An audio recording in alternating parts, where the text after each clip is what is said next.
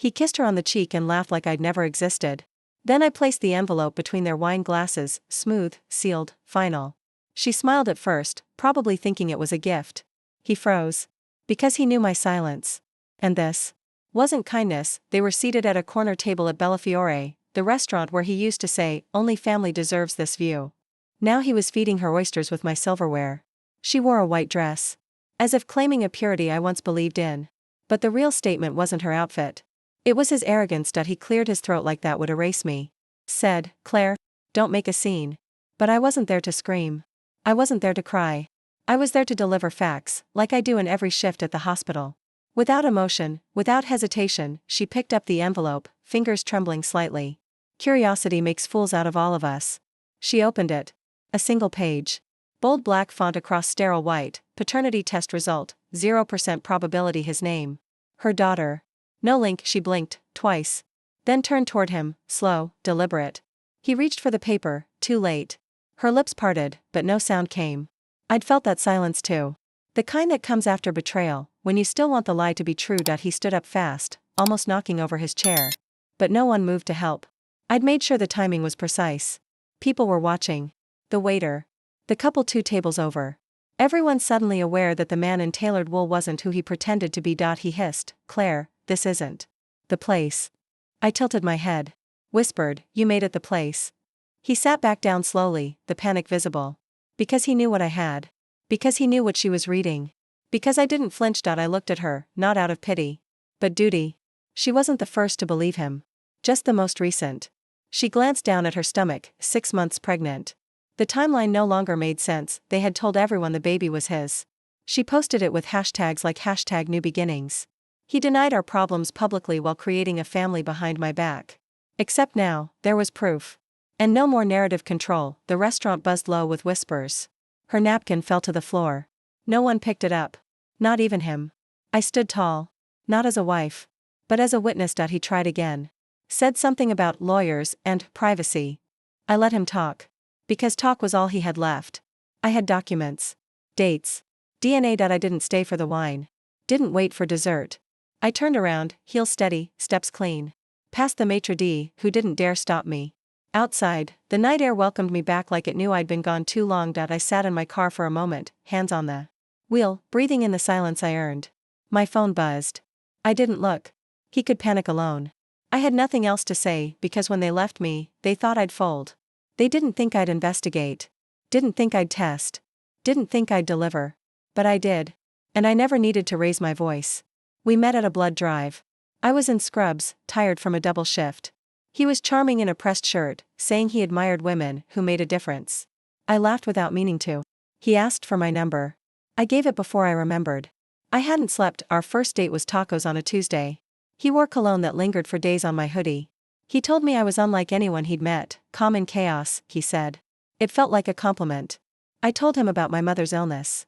He listened with eyes that didn't blink. He proposed during a camping trip.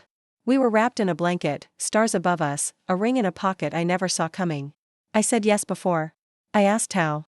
We weren't rich, but we were building. We married in October, the kind of crisp afternoon where everything feels like a beginning. He cried during his vows. Said he'd never known what home felt like until me. My father hugged him tighter than I'd ever seen. My mother whispered, "You're safe now." And I believed her. We bought a 2-bedroom near the hospital. He opened his own practice 6 months later. I stayed up with spreadsheets while nursing. Our son. He called me his CEO at home. I framed the sticky note where he wrote that. It stayed on the fridge for 5 years. When I got pregnant again, he said it was perfect timing. He kissed my stomach in the mornings, sang silly songs at night. Told our son he'd be a big brother, that our family was everything he worked for. And I believed him, but work became louder than home. Calls during dinner. Trips on weekends. Longer meetings, shorter apologies. He always said, "Just a phase, Claire." But the phase never passed. It grew roots. I stopped asking for date nights. He stopped remembering our anniversary. Said he'd make it up next weekend. I let it slide. Because babies cry. Because life is busy. Because I thought marriage meant patience. He posted us on holidays. Perfect captions. Blessed. Grateful. Built this together. But when the phone screen dimmed, so did the man in the photo. He became harder to reach. Even in the same room, still, I stayed. Because love, I thought, wasn't a straight line. Because I remembered the ring under the stars. Because I told myself he was tired. Not distant. Not detached. Not disappearing. The pregnancy was harder this time. Nausea, pressure, anxiety that crept in like fog. He missed the 20-week scan. Said there was a board meeting. I texted him the photo. He replied with a thumbs up. Nothing else. When our daughter was born, he arrived late. Blamed traffic. Kissed my forehead like routine. Held her for 10 minutes. Then checked his email. I stared at the ceiling and swallowed the ache that he hired Brielle 2 months later. Said she was quick, organized, and discreet. She started scheduling his calendar, then his dinners. Then weekends. She became a shadow at first. Until she wasn't. I found their photo on a mutual friend's feed. A charity event I wasn't invited to. She wore emerald. He wore our wedding smile. The caption read, "Power couple rising." My breath caught. I didn't comment. That night. He came home and kissed our daughter. Told me he was tired. I nodded, already knowing. Because sometimes, betrayal doesn't come crashing in. It slips through the routine. And calls it normal. Until it becomes silence. He stopped saying, "I love you," on his own. Only replied when "eu dizia primero." Even then, his tone changed. Like checking a box, not meaning it. I tested it once, didn't say it for 3 days. He never noticed. He began locking his phone. Said it was for security updates. But he never minded before. Now it vibrated after midnight. He slept with it under the pillow. I heard the clicks in the bathroom. Silence when I entered. He started traveling more. Conferences in cities that didn't match the seasons. Hotel. Points racked up fast. But I never saw receipts. Only postcards, generic, and signed. The kind receptionists leave behind. Not husbands. Brielle's name came up casually at first. She's really efficient. She handles stress well. She reminds me of when we were younger. That one made me freeze. Because I wasn't reminding him anymore. I was just familiar. He didn't wear his ring anymore. Said it was too tight. Promised to resize it.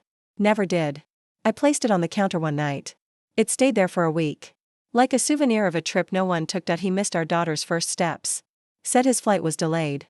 But she walked in front of the TV, and I caught his calendar open on the laptop. He was in town that day. Just not with us. He never asked how it felt. I showed him a video of her babbling dada. He nodded, barely watching. Said he was worn out. I watched him laugh at memes 5 minutes later. That was when I stopped showing him things. Not out of anger. Out of preservation. He began dressing sharper, cologne I didn't recognize. Shirts with tags still on them. On weekends. Even when we had no plans. Once, he came home without socks. Said they got wet in the rain. I started finding receipts. Spa treatments. Dinners for 2. Boutiques I never visited. One charge for a necklace I never received. I asked once. He said it was for a client gift. He changed passwords on our shared accounts. Said there were phishing attempts. But the only thing phished was my trust. I checked our savings one morning. It was lighter. No transfers. No notes. He began correcting me in public. Small things. Misquoted facts. Wrong movie years. But with a sharpness I'd never known. Even our friends noticed. Asked if we were okay. I lied like it was a job. He once told our neighbor I wasn't working right now. I was on maternity leave. Recovering from a C-section. Raising his child. Still checking charts for colleagues from home. But to him, that wasn't work anymore. Brielle started liking my daughter's photos. Commented, "She's adorable," under one. I stared at the name, hands shaking. She had a nickname only he used for her. One I never said online. One only he would have told her. Then came the dinner he missed, my birthday. Said the clinic had an emergency audit. But Brielle posted a boomerang that night, clinking glasses. Dim lighting. A familiar cufflink flashing in the frame, and finally, he told me we needed space. That he was reevaluating happiness. That I seemed too tired to connect. I smiled. Not because I agreed. But because I had already booked the test. He packed on a Wednesday. Said he'd booked a place to think. Didn't say goodbye to our daughter. Didn't hug me. Just zipped his suitcase, wore a new blazer, and walked out like it was a meeting. He left his key on the counter. Next. To the bottle I pumped that morning. Our son's drawing pin to the fridge fluttered when the door shut. He didn't even glance at it. I stared at the key. It looked smaller than I remembered. Like everything he gave. The next morning, she posted a photo. Him. Her. Breakfast in bed. Same sheets we once picked out. Captioned, "Finally seen." He commented a heart. I read it while holding our baby. The silence in the room was screaming. People started messaging me, friends, distant cousins, old coworkers. I didn't know. Are you okay? But no one said, this was wrong. Only, it happens. Like betrayal was a seasonal flu. He told my parents he'd fallen out of love. Told our son he was working on being happier. He never mentioned her name. But I didn't need him to. She was in every absence. In every late text. In every cold dinner reheated twice. My mother cried for me. I didn't. Not at first. Because shock is dry. It doesn't weep. It just freezes. And stares at doorways that don't open anymore. I kept functioning. Work. Diapers. Groceries. Responding to everyone's silence with forced smiles. My son asked if Daddy was on vacation. I nodded. Because how do you explain that someone chose away? The night I broke was quiet. I dropped a spoon. It clattered on tile. That sound, sudden, sharp, was enough to splinter me. I sat on the kitchen floor and let grief pour without permission. I screamed into a dish towel. Bit down on fabric just to stay quiet. Because children were sleeping. Because pride still lingered. Because noise didn't feel safe anymore. And for the first time, I didn't care if I bled invisible. He posted a photo of her holding his face. Caption, home is a feeling. Our daughter had just started crawling. He hadn't seen it. But he smiled in that photo like nothing was missing. Like I never existed. I called him once. Not to beg. But to ask about medical coverage. He answered with a sigh. Said, I can't do this right now. Then hung up. I stared at the blinking end call. That weekend, I drove by his new place. I didn't go in. Just sat in the car. Watched her close the blinds. The same ones I helped him choose last year. Now drawn against me. Like I was the stranger, but what broke me wasn't the betrayal. It was the replacement. The way he switched hands so cleanly. Like I was just one chapter. Closed, forgotten, skipped. Like our children were edits. Not legacy. He stopped paying our daughter's daycare. Said funds were reallocated. I checked the charges. He'd paid for Brielle's ultrasound instead. The timestamp matched the night I'd been in the ER. Alone, with mastitis. That was the night I ordered the paternity test. Not mine. Not for our kids. But hers. Because somewhere inside the silence, I felt a fracture. And I decided to follow it. I stopped opening the curtains. Morning light didn't feel honest anymore. It made everything visible, the empty chair, the cold side of the bed, the shoes he left behind as if planning to return. But he didn't. My body was healing from birth. But my mind was still raw. I moved like a ghost in my own home. Feeding children, folding blankets, all while remembering how loudly love used to live here. Now there was only soft footsteps and louder silence. I recorded every milestone alone. First solid food. First giggle. My son asking, will he come back when we're better?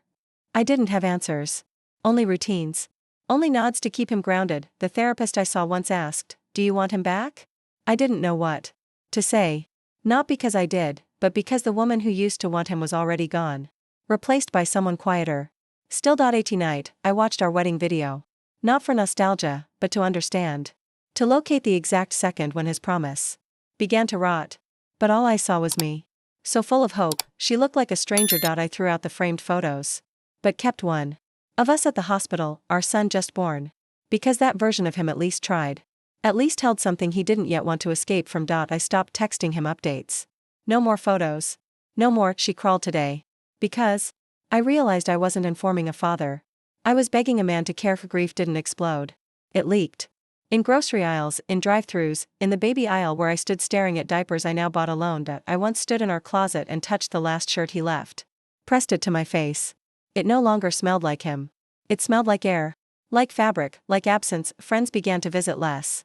Not out of cruelty, but discomfort. They didn't know how to sit with sorrow that didn't have a punchline. They brought muffins and pity and left before the quiet came back. I stopped trying to explain. Not because I healed, but because I ran out of ways to make betrayal sound like anything but choice. And no one wanted to hear that he chose her fully. I wrote in a notebook every night. Not poetry, just facts. Dates. Receipts. Comments. Screenshots. I didn't delete. I didn't know what I'd do with them yet. But collecting was easier than feeling. I looked at my daughter one night as she slept against my chest. And I whispered, you will never wonder if you were enough. Because she already was. And I needed her to see that I could be enough too. That same week, I got an alert from the lab. Results ready. The file sat unopened for an hour. Because opening it wouldn't just end a question, it would end any hope left. When I clicked it, I didn't cry. I just read the line twice. Probability of paternity, 0%.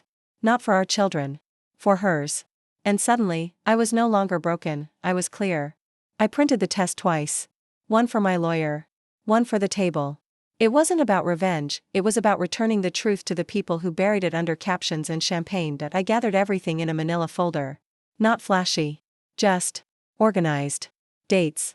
Calls. Photos from their shared cloud album that he never disconnected me from. Mistake number 1. I called my lawyer and asked, what happens when someone lies about a child that's not his? She paused. Then asked if I had documentation. I said, stamped, verified, and unread by them.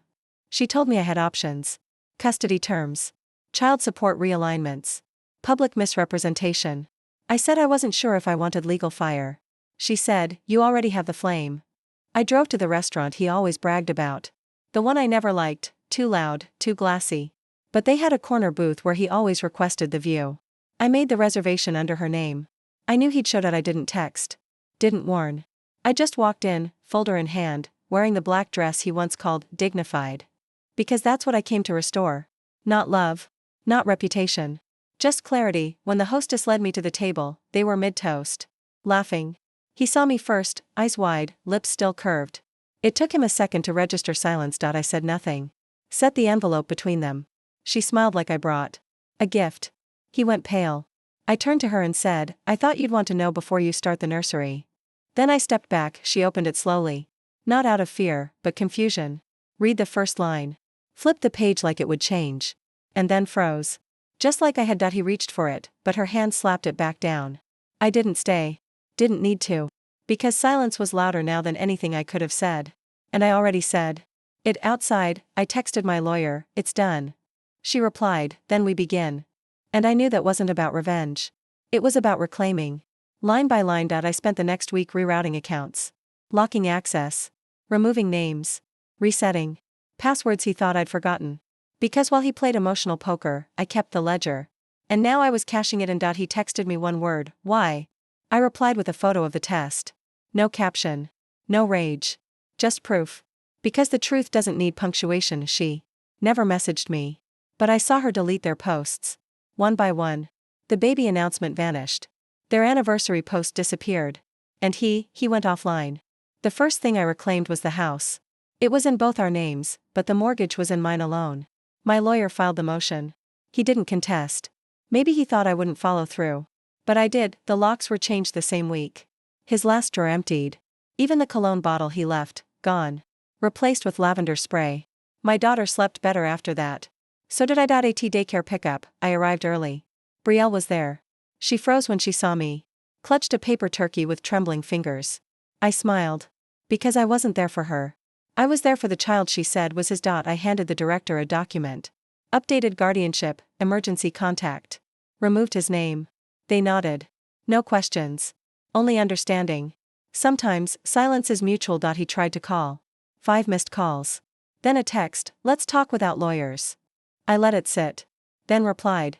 I already spoke. You just didn't listen. He sent flowers. Peonies, my favorite. Too late. Too calculated. They stayed in the hallway overnight. Wilted in unopened water. Like every apology he never said. I updated my resume. Sent it to a teaching hospital out of state. Got an offer in a week. The email read, we'd love to have your voice here. Funny how losing him made my voice louder in rooms that finally mattered. At church, his mother pulled me aside. Said she didn't know. Held my hand too long. I didn't let go first. But I didn't comfort her. Because this wasn't her grief. It was mine. And I earned it. The last thing I mailed him was a plain envelope.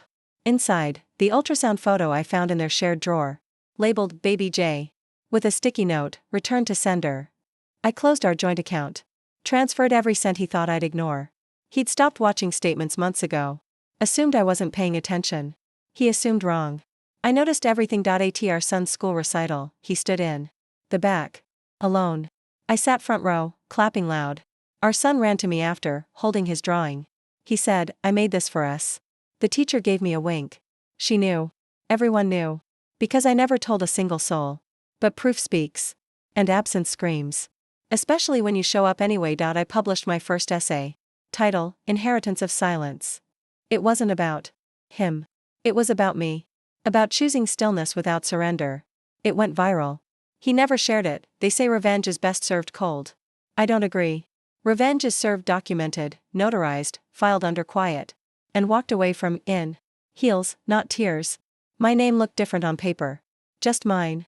No hyphen. No shared bank account. No emergency contact tied to him. Just Claire Jensen. Whole again. I moved into a smaller place. Sunlight hit the floors better there. I bought a bookshelf for the kids. Filled it with stories about strong women. Stories without princes. My daughter calls it Mommy's Castle. I painted the kitchen yellow. The same shade he once said was too bright. Now it holds warmth. Cinnamon in the morning. Jazz on low volume. No footsteps waiting to judge. Just my rhythm. Every Sunday, I write by the window. Sometimes with coffee. Sometimes with wine. But always with intention. The words don't bleed anymore. They breathe. They speak without shaking. He still tries. Birthdays. Holidays. Texting one-word apologies like they're band-aids for bullet wounds. I don't block him. But I never answered. I joined a support group. At first, I said nothing. Then I told them about the envelope. About the table. About how I didn't need to shout, I just needed to show up with truth. Our son stopped asking where his father lives. He asks where we'll travel next. I show him maps. He draws circles. We choose places together. Not to escape, but to expand. My daughter says, Mama, now, and when she laughs, it echoes. No walls try to muffle it. No tension to swallow the joy. Only space. And her sound becoming mine. I donated the last of his clothes. The ones he left behind. Kept one tie, the one I bought for his first Father's Day. I wrapped it in paper. Labeled it, for the story, not the memory. Stored it far. The judge finalized everything. Custody. Property. Name rights. My lawyer emailed, case closed. I replied, story open. Because the ending isn't about loss. It's about return to self. I started mentoring nurses again. They call me steady. I used to flinch at praise. Now I accept it. Because I lived through quiet collapse, and rebuilt, brick by choice. At night, I light a candle. Same scent as the one I burned the day he left. But now it means peace. Not mourning. Not memory. Just presence. I sleep on my side of the bed, and the other side too. Because I can. Because no one rolls away now. Because silence is no longer punishment. It's permission. And I live fully in it. I keep the paternity test in a locked drawer. Not for spite. For reminder.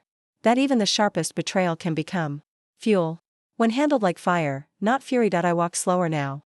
Not because I'm tired. But because I don't chase anymore. Not explanations.